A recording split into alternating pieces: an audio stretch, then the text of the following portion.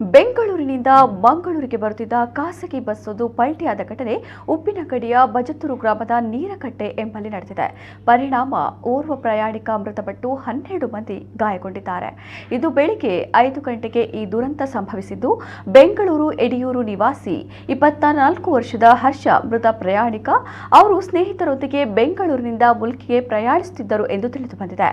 ಗಾಯಗೊಂಡ 12 ಮಂದಿಯಲ್ಲಿ 11 ಜನರು ಉಪ್ಪಿನಗಡಿ ಖಾಸಗಿ ಆಸ್ಪತ್ರೆಗೆ ದಾಖಲಾಗಿ ಚಿಕಿತ್ಸೆಯನ್ನ ಪಡೆಯುತ್ತಿದ್ದಾರೆ.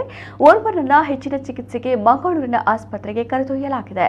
ಘಟನಾ ಸ್ಥಳಕ್ಕೆ ಪುತ್ತೂರು ಟ್ರಾಫಿಕ್ ಪೊಲೀಸರು ಭೇಟಿ ನೀಡಿ ಪರಿಶೀಲನೆ ನಡೆಸಿದ್ದು, ಪ್ರಕರಣ ದಾಖಲಿಸಿಕೊಂಡಿದ್ದಾರೆ.